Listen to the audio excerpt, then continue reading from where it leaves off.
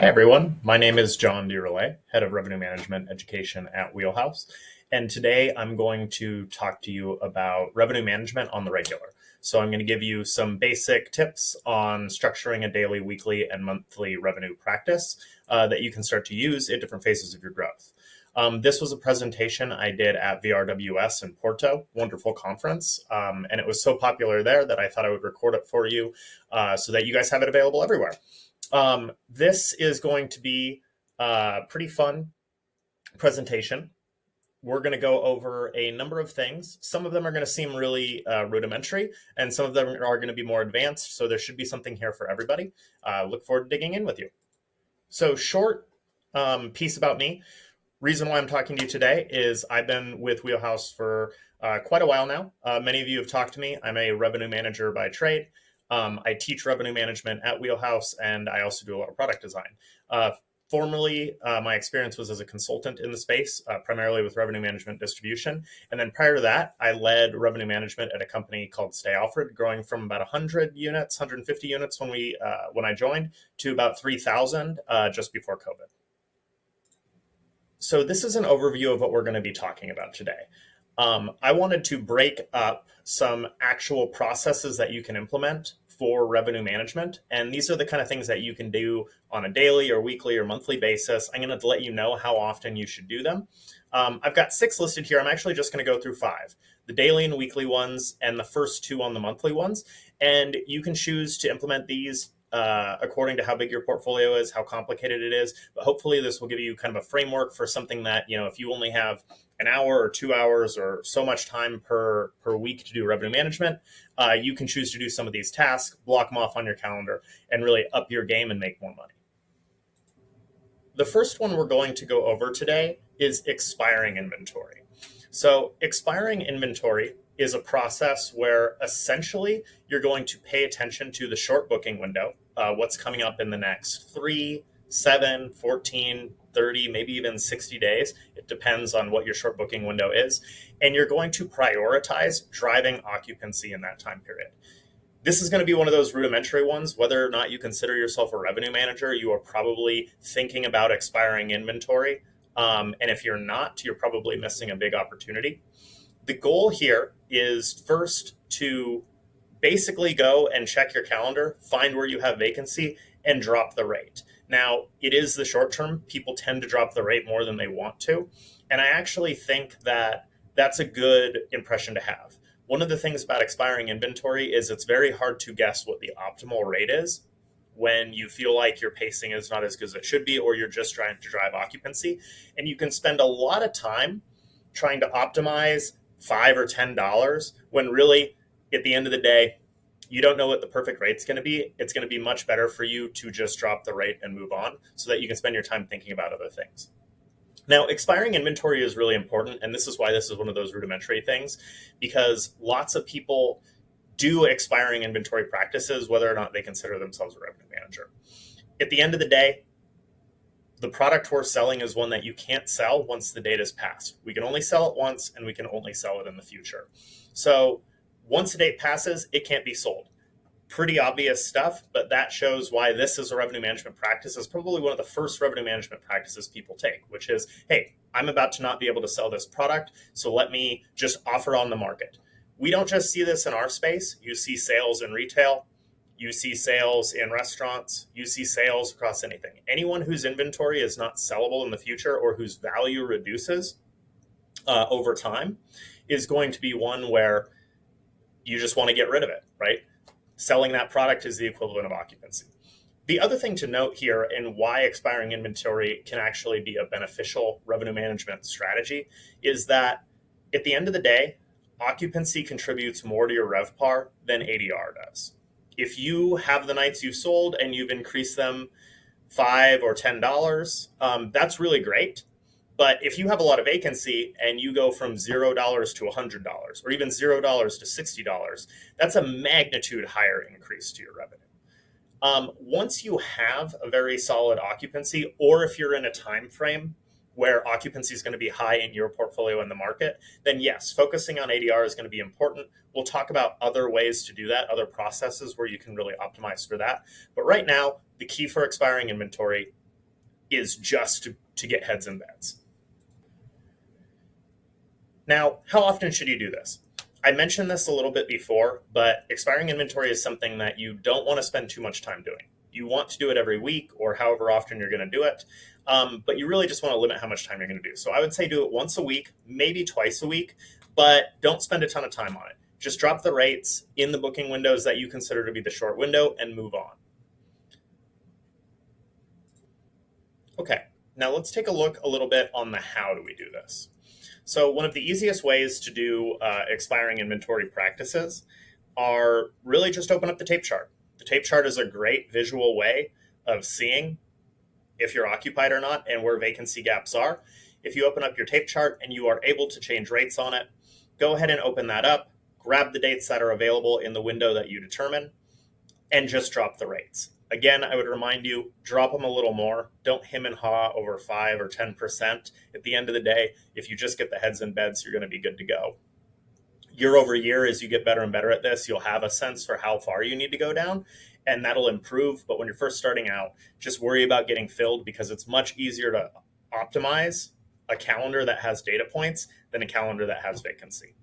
Now, if you're using Wheelhouse, we obviously have a very easy tape chart for you to just be able to grab all of your units or to filter down to specific groups, grab whatever dates you want, and very quickly drop them by a percentage while still being protected by your minimum.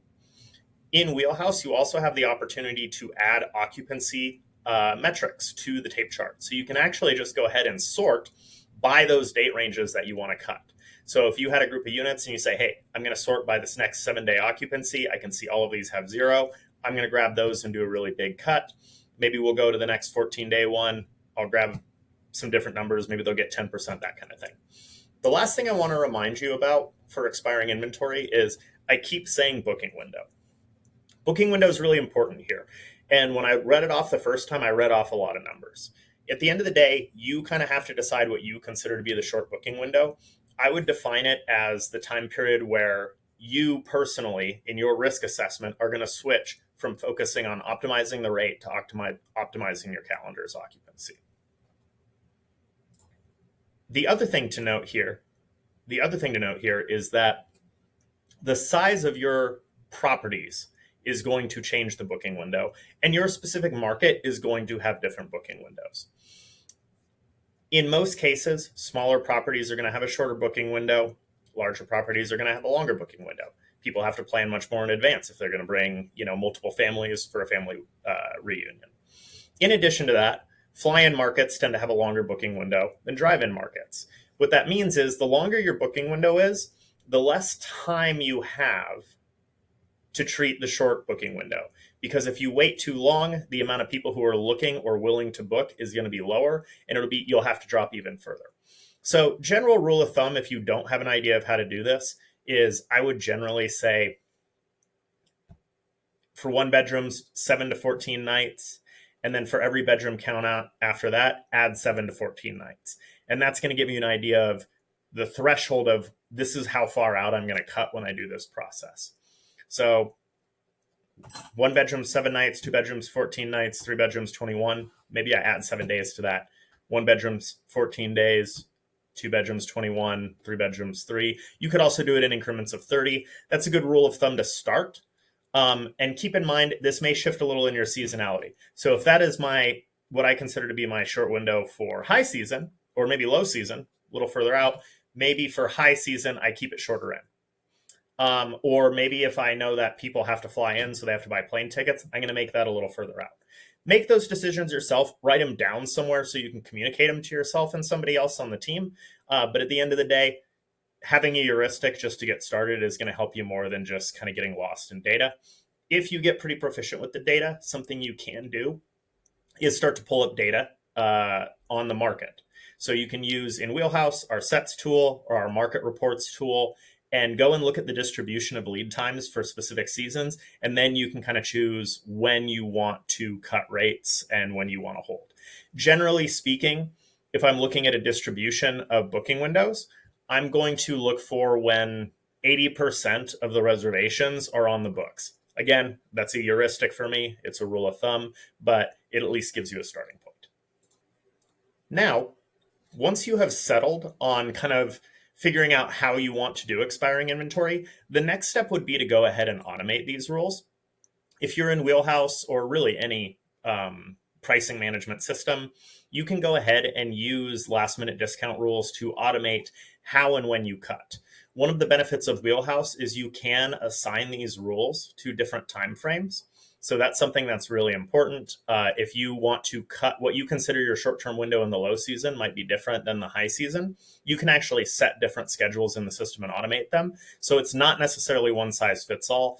And it's a great way to, like, one, spend some time figuring out how you're going to do it, then take that off your plate so you can use that revenue management time elsewhere. And then just remember, once you've automated something, schedule time on your calendar once a quarter, twice a year, maybe even once a year, just to review those rules. The market's been changing a lot over the last 4 years.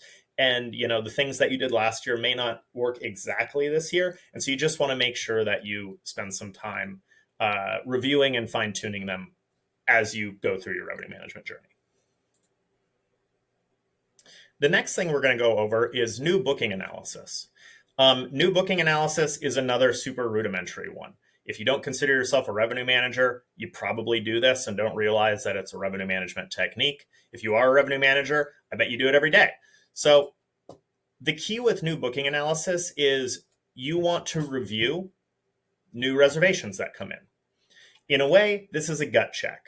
What we're doing is we're looking at the new reservations. We want to see a couple things. We want to correlate a couple things. What dates are they coming in for? What are the rates for those dates? What listing is it in? And really, we're just kind of trying to check a few things. We're trying to check, hey, do these reservations look like they're in the right rate range for what I would expect? Does anything seem really high that maybe I can extrapolate to other units? Does anything seem a little low and maybe I need to review the rate plan? Consistently doing this is going to keep you in touch with your revenue management. It's going to make it so if you're using a revenue management system, you don't really have surprises, or if conditions in the market are changing, you're able to react quickly and maybe take better advantage than the model itself is even going to do, or at least you're going to be able to guide the model in a direction that will make you do even better than the market than if it was just running itself. This is a low investment activity. This is something that you're really just looking to get a quick snapshot. Now, one of the difficult parts of looking at new bookings is you get a really good understanding of individual reservations and individual units, but it's very hard to see how those all come together. I will show you another process after this to kind of help aggregate that data. For now, you're really just focusing on one listing at a time, one reservation at a time. In terms of how often you should do this, this is something I would say do daily. Do it every morning. Just pull up your bookings, spot check them. Spend 5 to 10 minutes. If you have a really large portfolio, it may take a little longer. The bigger your portfolio is, the more you'll also be able to look a little bit into pacing. So actually count up how many reservations are having each day and see if those trends are changing over time. So what does this look like? If you're in Wheelhouse and you go to our performance page, we provide a list of all of the reservations across your entire portfolio. Like everything else in Wheelhouse, this is filterable, so you could look market by market. As you can see, you can also group market by market, so even without having to filter, you can separate all these listings into the different groups that you need to look at. The process itself is pretty simple. Pull up the list of reservations. It can even come out of your PMS if you want to. Sort it by the date that they came in. Check the most recent reservations, spot check what listing they're in, what dates they're for, and what their rate is, and just check if anything seems to be a concern. If you do have a concern, go and do a deeper dive either on the listings rate plan or in the reservation itself. The next piece is spot check your pacing. In this example, you can see I made 4 reservations on the 3rd. I made 4 reservations, or quite more than 4 on the 1st. Let's pretend I made a bunch more on the 31st. If my pace seems to be dropping, that might be something that would imply I need to go look at my rates, maybe apply my expiring inventory a little heavier, or go look for specific listings. Another thing you might look for here is if you don't see a listing getting booked, that's another good thing to check. In that case, you'd want to just go investigate the listing. This is a pretty low difficulty activity for you to do. Do it daily, help you keep in touch with what's going on. Our next one is pacing analysis. So the first two were pretty rudimentary. That's something I think people do before they even consider themselves a revenue manager. And those people who are revenue managers continue to do them. Once we get into the pacing analysis, we're getting into deeper revenue management activities. And so this is one that might take a little practice and also be a little confusing at first. Pacing analysis is similar to the new booking analysis in its concept. You're essentially looking at your sales and trying to assess where there is compression. Compression is a hotel term that basically indicates that there's high demand on a date and it's likely to sell out. It results in higher rates. What you're looking for is opportunities in your portfolio to really push your rate because you're seeing sales. You're also looking for vacancy gaps. And the goal of pacing analysis is to have a visualization that allows you to see all this at once. When you're looking at a reservation list for the new booking analysis, you're really focused in on the individual reservation. It's very hard to see where those reservations are landing on the calendar and how many of them actually might be occurring for the same day. When you start building a pacing analysis, the goal is to have a visualization that shows all of your stayed on room nights or reservations and also highlight those sales. Now, this kind of level up from new booking analysis to pacing analysis is really important as you scale. When you're working with 10 or 15, 20 units, maybe even 50 units, you can keep track of those individual reservations and you can treat units individually. Once you start getting into the hundreds of units range, you don't have the time to do that. You need to be able to make decisions in the group level. Now, the benefit of that too is you also have enough data to make decisions in aggregate and actually extrapolate demand and get ahead of what's going on, where in an individual listing, if something's sold, it's already sold. Assuming that you have a visualization to do this, this process is going to, one, it takes practice to see, but once you have the practice, you can very, very quickly identify trends across your entire portfolio. The goal would also to be have the ability to filter down into smaller groups and very quickly identify the areas that you want to focus on as a revenue management because you see more opportunity. Whether that opportunity is driving occupancy because your portfolio is pacing behind or just not as occupied as you would like, or because sales are occurring really quickly. Another thing to note here is the first part of pacing analysis is really monitoring your own portfolio's pace. As you get more sophisticated, you can also start to overlay additional data points. One of those data points is going to be last year data or same time last year. So where you were as of the same period last year. Another good piece of data would be market data. How are you doing compared to the market? And if you have a good visualization for pacing analysis, you're going to be able to access all of that data there. Now, this is a really key revenue management process. If you're really looking to become a revenue manager, I would say you need some sort of pacing analysis and should be doing it once, if not twice a week, and actually spending a pretty good amount of time on this. This is probably the crux of where you're going to do a lot of revenue management because for you, this is your radar. This is how you identify where opportunities are. This is how you be proactive about changing your strategy or applying tactics to really succeed in the marketplace. So what does this look like? Luckily, I mentioned, you need a visualization to really be able to do this. It is possible to build these visualizations in Excel. I do have an example in another slide show that I will make available to you guys. But if you are a Wheelhouse user, huge benefit here, we provide this visualization for you. This first one I'm going to show you is an example of pacing analysis in Wheelhouse, and we're doing it at the monthly level right here, okay? And what it's going to show is if you look at the bottom x-axis, I have all of the date ranges. Right now, we're looking at occupancy, so that y-axis is the occupancy level for each of these months. The purple is this year. The green is where we were as of this time last year. And one thing to keep in mind is this is all stayed on occupancy. So we're not saying in September I sold 40% occupancy for any date. What I'm saying is that right now I am 40% occupied in September. Then the last piece here, so this is where it gets complicated, it takes some practice as well, is you see that there's these highlights on the bars. Not only are we showing you that you are 41% occupied for October, but we're also highlighting and saying, hey, 8% of that occupancy was sold in the last 2 weeks. So you get 3 elements here. Where are people staying? How recently did they book that? And where were you either last year or compared to the market or compared to the same time last year in the green?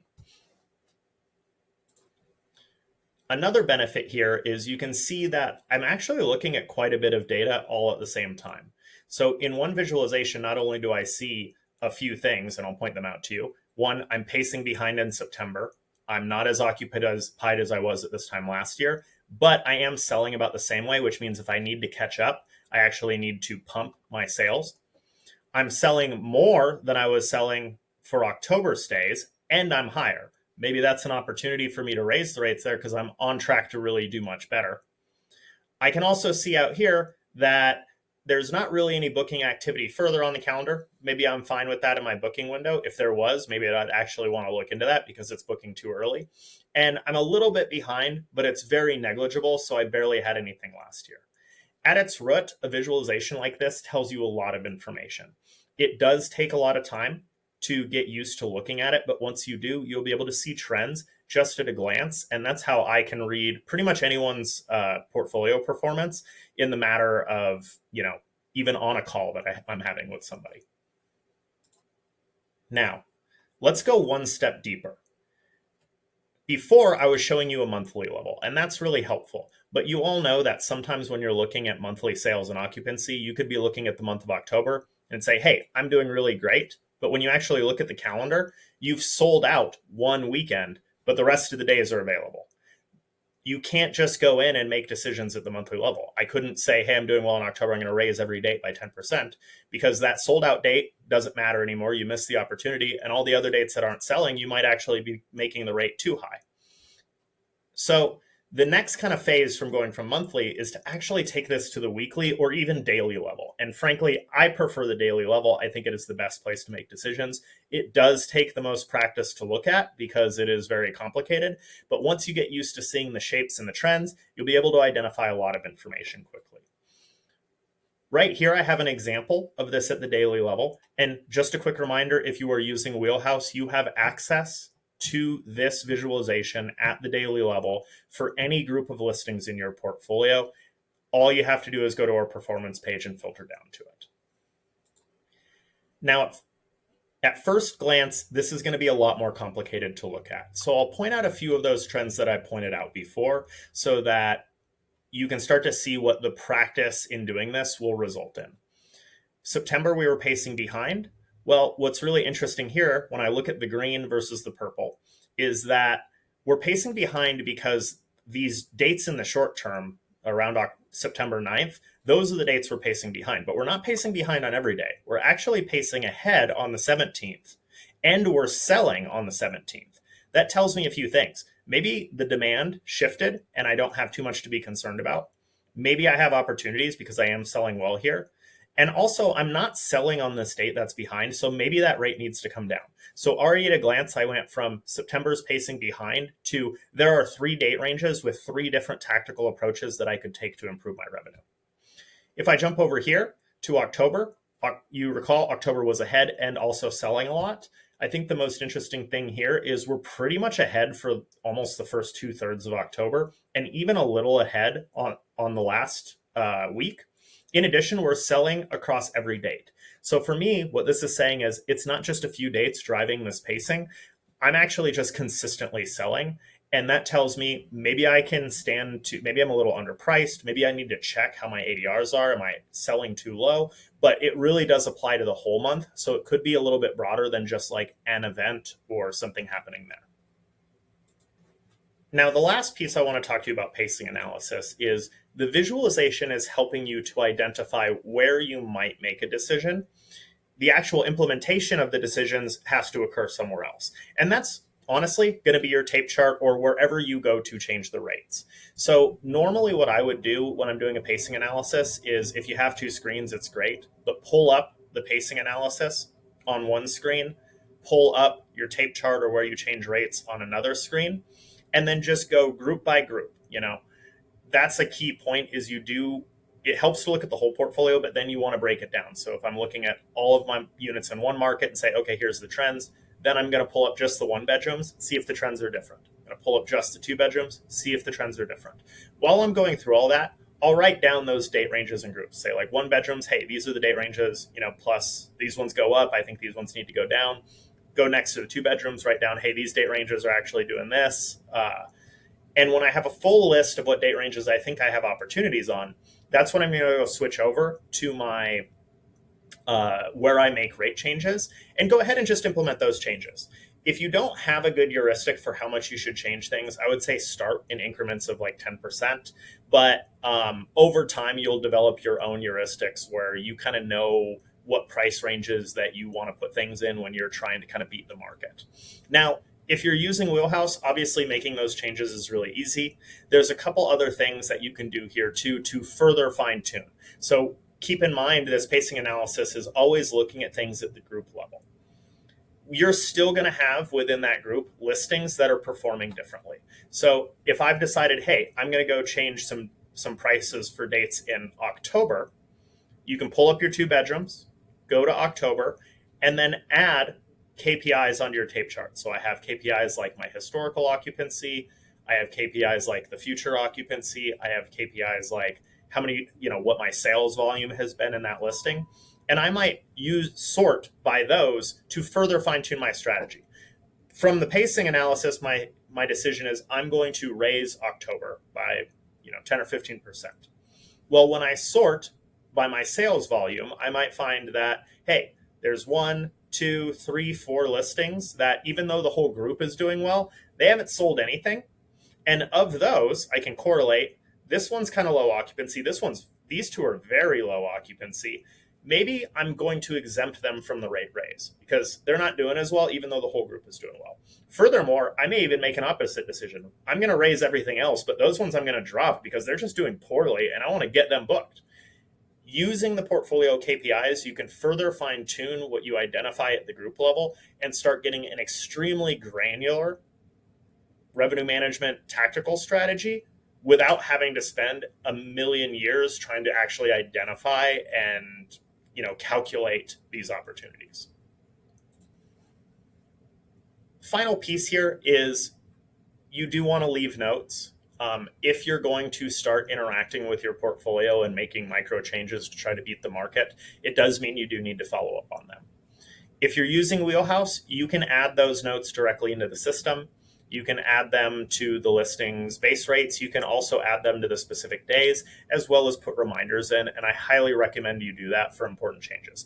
If you're looking at your pacing and saying, hey, maybe I can really push the rate 20% here, go ahead and put a note in saying, I saw that we were pacing super far ahead on this date. I'm going to try to push the rate and then set a reminder to check it in a week or two. That way you don't accidentally leave a change in place and then risk, just forgetting about it.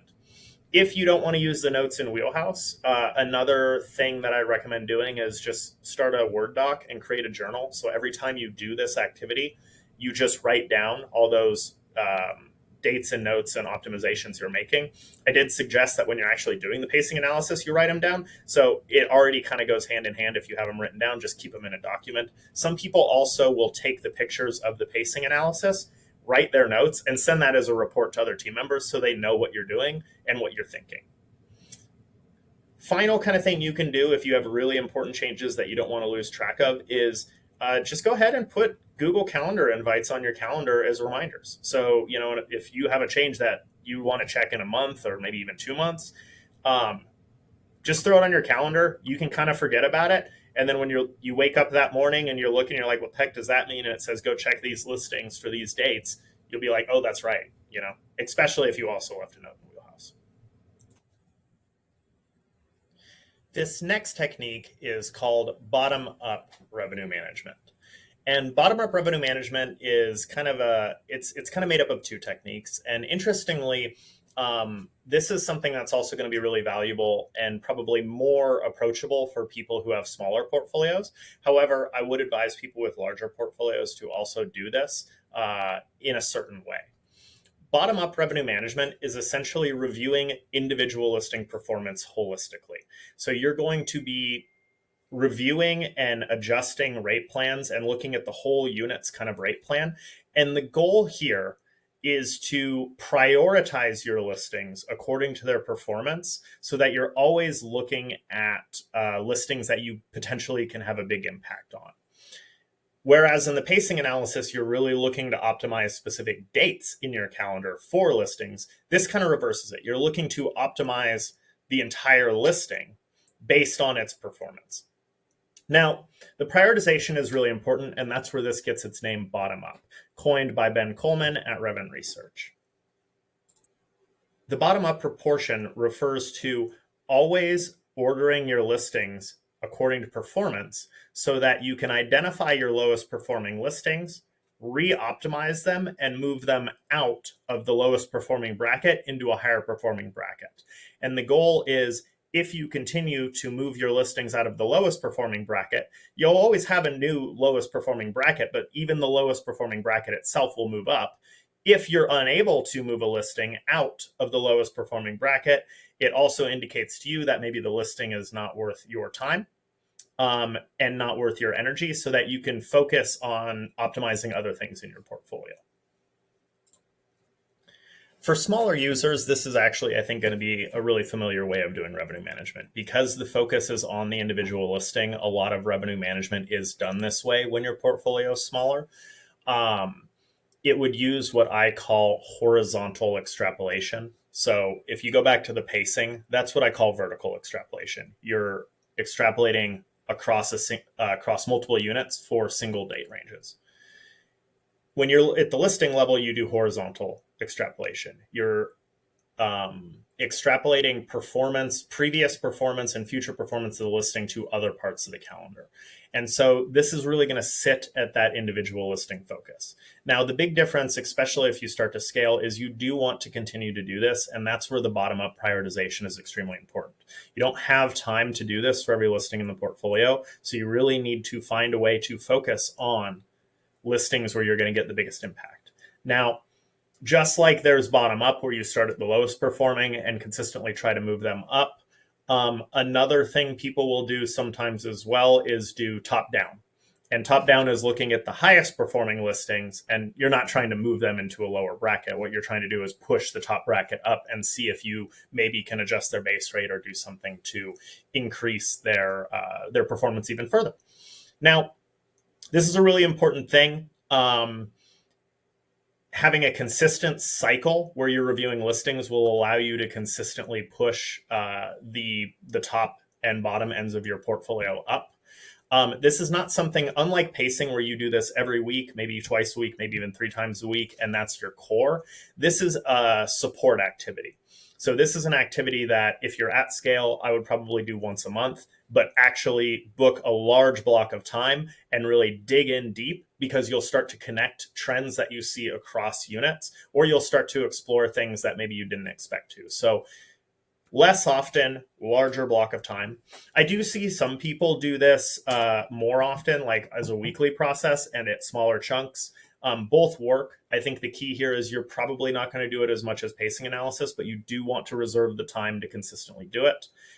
And when you do it, do make sure that you give yourself enough time to dig into multiple units, because when you dig into multiple units, you're going to see trends and make connections that will help you with the rest of your properties. So what does this look like in Wheelhouse?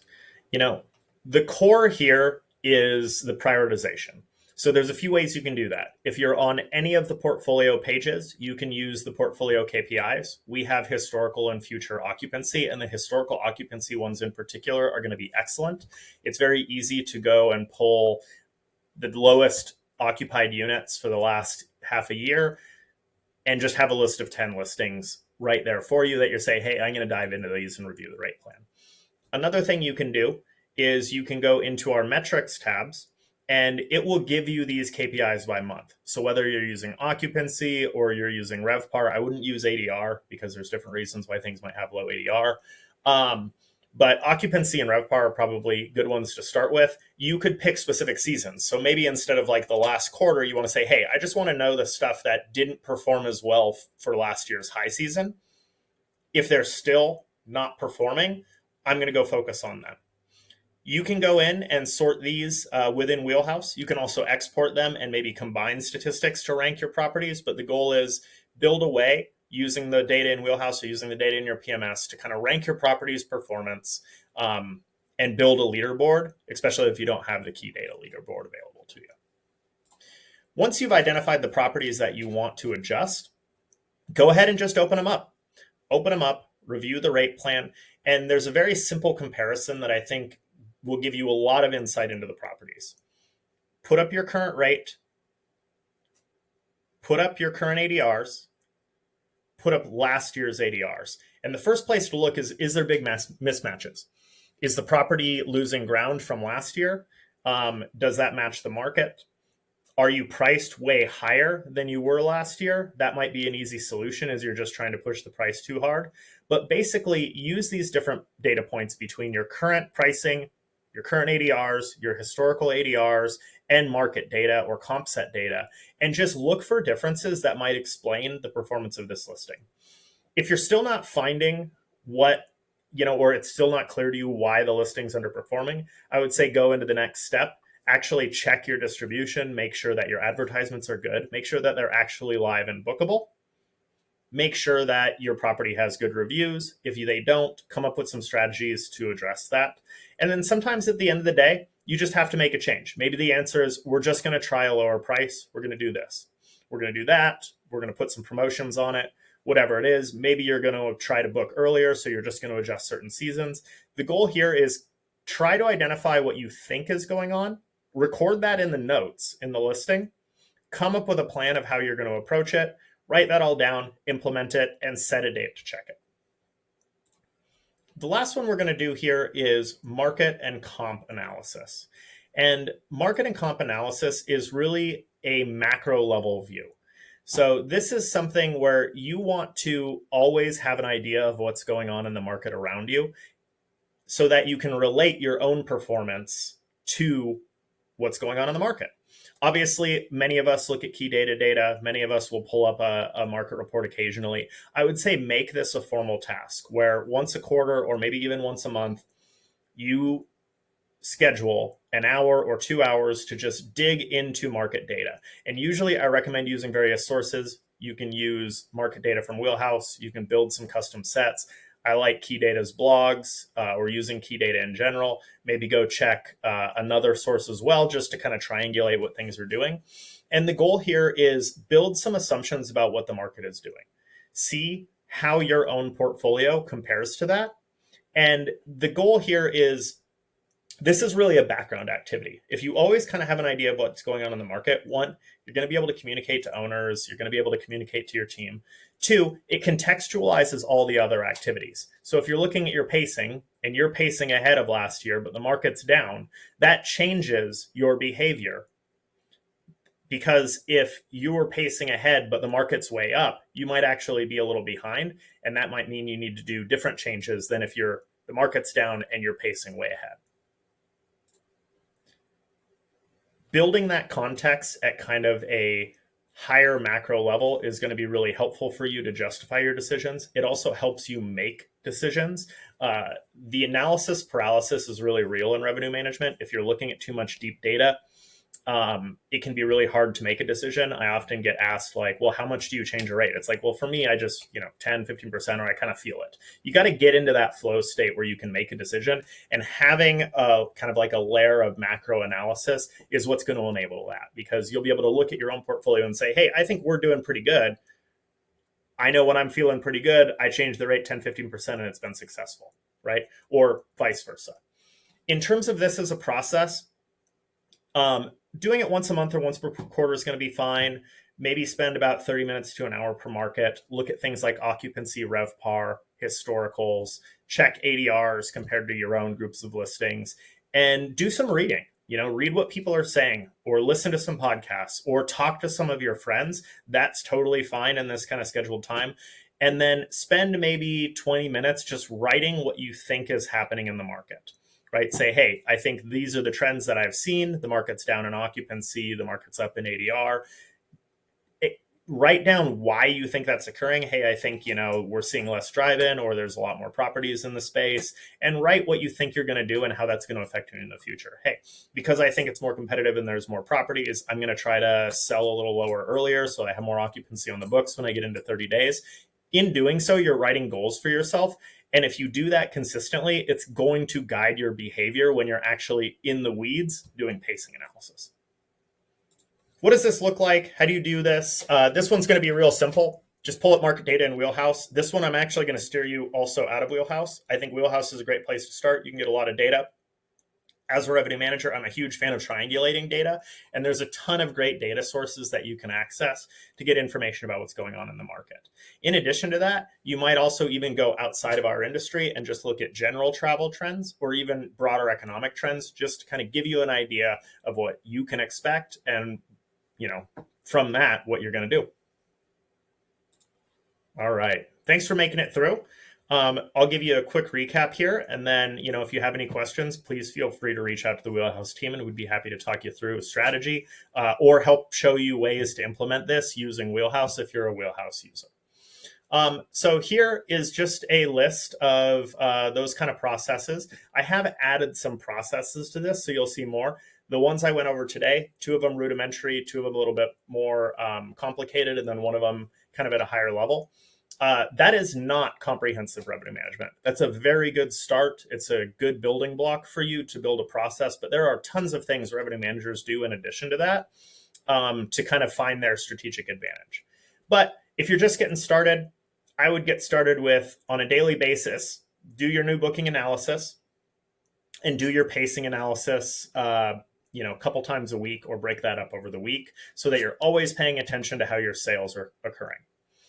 On a weekly basis, set your expiring inventory so that you can make sure to optimize your occupancy. Don't spend too much time on it, but just get it going. And once you have an optimized occupancy, you can really start to shift to optimizing the ADR. And at least you have data points to make decisions from. Continue to do that pacing analysis. I have it both on the daily and weekly level. I think that's probably the most important thing to build to if you're not currently doing it. Other things you might do is have a revenue meeting with members of your team, members of your marketing team, your distribution team, your executive team, so that everyone is on the same page about what's going on. And that way you don't have to spend time arguing or explaining what you're doing all the time. And maybe on a weekly basis, but probably on a monthly basis, set aside that time to do the bottom-up revenue management. Really review your previous performance and use that as a way to keep kind of adjusting at a broader level. At the same time, do your market and comp analysis so you always have an idea and an explanation of what's going on around you, and that's going to contextualize all the things you're doing at the daily and weekly level. Few other things I didn't really go over here, but I think are important is on a daily basis, follow up on the adjustments and interventions you're making. I obviously said leave notes and reminders. That might prompt you to do this, but it's super key to follow up on the things that you're doing, because not everything you're going to do is going to work.